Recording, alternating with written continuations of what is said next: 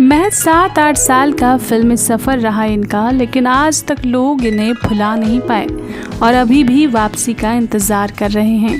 भले ही सफ़र छोटा रहा लेकिन शानदार रहा।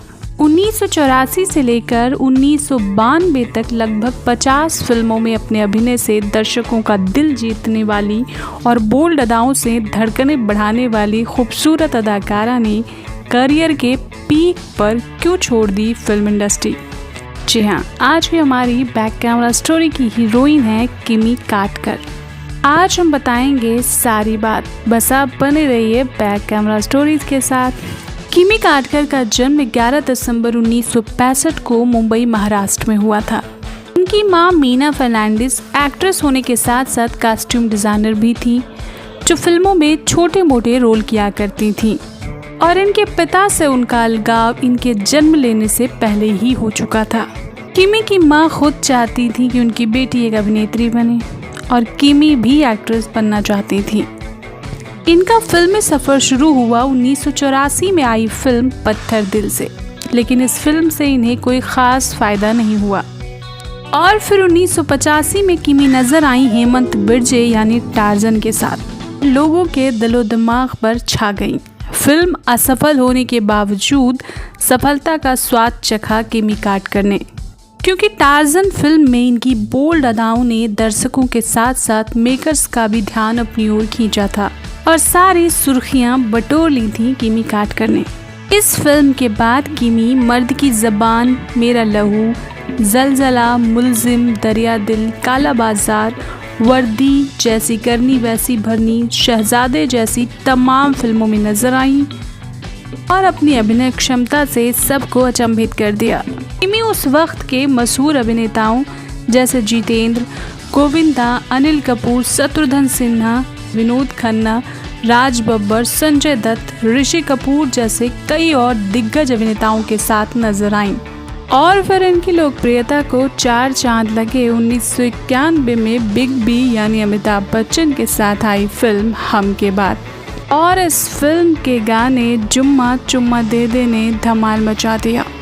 जुम्मा के रूप में नजर आई किमी काटकर छा गईं। अमिताभ के साथ इनकी जोड़ी को खूब पसंद किया गया। लोकप्रियता का ग्राफ बहुत ऊपर जा चुका था। दर्शक और फिल्मों में इस जोड़ी को देखना चाहते थे। बहुत सारी संभावनाएं प्रतीक्षारत थीं, लेकिन किमी का मन फिल्मी दुनिया से थोड़ा थोड़ा हटने लगा था।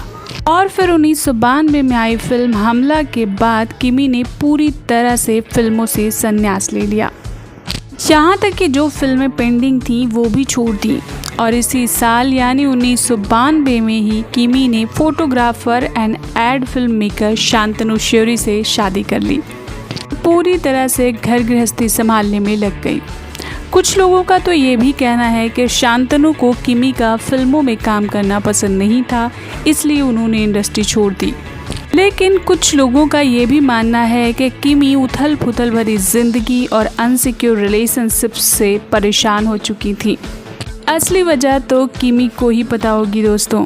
जब किमी अपने करियर के पीक पर थी तो कई सितारों के साथ इनका नाम जुड़ा, जिनमें टार्जन फेम हेमंत बिरजे सहित गोविंदा, राज बब्बर, डैनी और अनिल कपूर जैसे दिग्गज सितारे शामिल हैं।